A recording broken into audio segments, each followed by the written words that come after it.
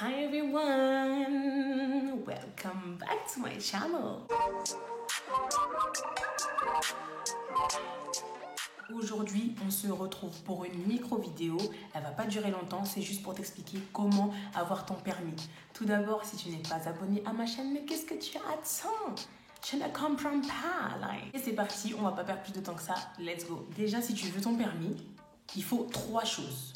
La motivation, l'assiduité et billet vert, billet jaune, billet violet, billet. Il te faut de l'argent, c'est sûr. Si t'as pas d'argent...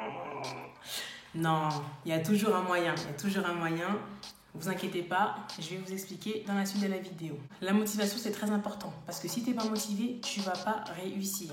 Tu peux avoir l'argent que tu veux, tu ne vas pas réussir. Et dans l'autre sens, si tu as la motivation mais pas d'argent, ça va être compliqué, mais on va voir ça dans quelques instants. Pour commencer, le choix de l'auto-école, rien de plus évident. Si tu ne sais pas quelle auto-école choisir, tu demandes à ton entourage, tes amis ou ta famille. Il y a forcément quelqu'un qui a passé son permis dans ton entourage quand même. Sinon, c'est un peu compliqué. Si jamais tu n'as personne, tu ne demandes pas à quelqu'un qui habite à New York, bien sûr, parce que ça n'a rien à voir. Tu y vas tout seul ou toute seule, tu vas démarcher les auto-écoles. Si tu arrives dans une auto-école qui te demande 3 000 € à l'inscription, tu cours. Ok? Et si tu es mineur, tu y vas avec un parent. Au moins un parent. Parce qu'ils aiment bien berner les petits. Ils vont dire quelque chose. Toi, tu vas pas trop te douter de l'arnaque, tu vas les répéter à tes parents vont se dire bon bah c'est l'auto-école, c'est cher, hein, ils vont te donner. Non, c'est pas, oui c'est cher, mais non, ce n'est pas inaccessible. Ce n'est pas inaccessible. Et si tu es majeur et assez fut on va dire, eh bien tu peux aller chercher une auto-école tout seul. Une fois que tu as ton auto-école, qu'est-ce que tu vas faire? Tu télécharges DigiSchool Code et sur cette application, tu as absolument tout ce qu'il faut savoir sur le code de la route. Il y a aussi une nouvelle réforme, il est totalement à jour. Donc si tu as cette application, tu vas réussir ton code dans un premier temps. Je te le garantis. Parce que si tu vas en auto-école faire tes sessions où ils te disent oui, tu peux venir de telle heure à telle heure après tes cours, après ton travail, après ton je sais pas quoi, et tu télécharges l'application, quand tu seras dans le bus, tu pourras t'entraîner. Quand tu seras aux toilettes, tu pourras t'entraîner. Quand tu vas être en pause, tu pourras t'entraîner. Tu n'es pas obligé d'attendre de rentrer chez toi le soir alors que tu as envie de faire autre chose. Tu vois ce que je veux dire? Donc déjà, rien que pour ça, c'est mieux de télécharger l'application. Si tu vas en auto-école, leurs questions, je trouve qu'elles sont ringardes, qu'elles sont à l'ancienne. On n'y comprend rien. Enfin, c'est mon avis. Sur DigiSchool, tu as tout. Dès que tu fais une erreur, il t'explique ton erreur. Donc, c'est pareil en fait. Tu n'as pas besoin d'aller à l'auto-école. En tout cas, ça, c'est pour ma part et c'est ce qui a réussi pour moi. Donc, c'est pour ça que je le conseille. Pour moi, ça ne sert à rien d'aller à l'auto-école. Dites-vous, je faisais plus de fautes à l'auto-école que sur mon application. Va chercher l'erreur. Ensuite, autre petite astuce, enfin c'est pas une astuce, c'est plutôt un conseil, n'achetez pas le livre de code. Je vous promets qu'il ne sert absolument à rien du tout. Surtout si vous avez DigiSchool, bah alors là franchement vous n'en avez pas besoin. Il y a tout sur DigiSchool, il y a des cours, il y a des explications, il y a tout. Donc n'achetez pas de livre. Moi je n'ai jamais lu le livre, non, mensonge. Je l'ai lu une fois, on m'a prêté un livre et vous savez je l'ai lu quand? La veille de passer mon permis parce que je m'étais rendu compte que je connaissais pas la voiture. Je sais pas si vous aussi dans vos auto-écoles c'est comme ça, mais moi on m'a jamais appris la voiture en fait. On m'a jamais dit par exemple ça c'est le capot, ça c'est le coffre. Après je sais pas si ça se fait, hein. Je sais pas si on fait ça dans les auto-écoles. Comment mettre de l'essence, en fait les parties du corps du véhicule quoi.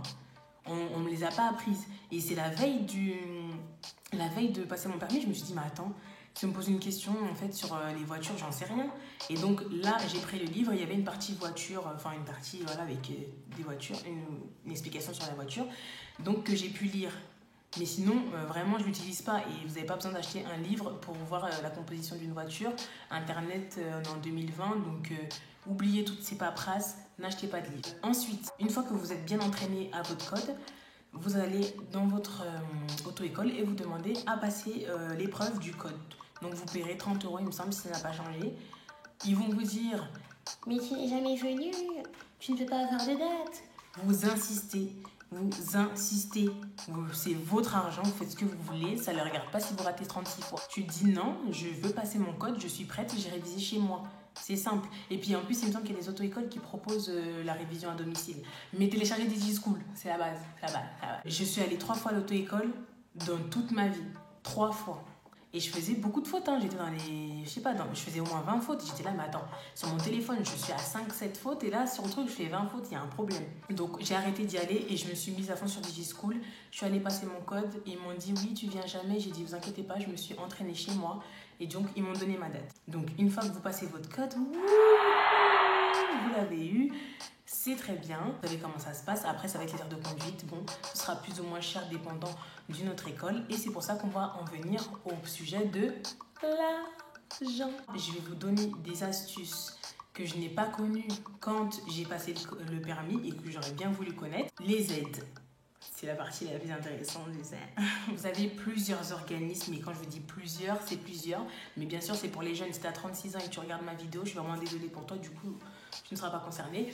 Mais c'est pour les jeunes entre 18 et 25, on va dire. 18-25. Pour commencer, vous pouvez aller voir la mairie.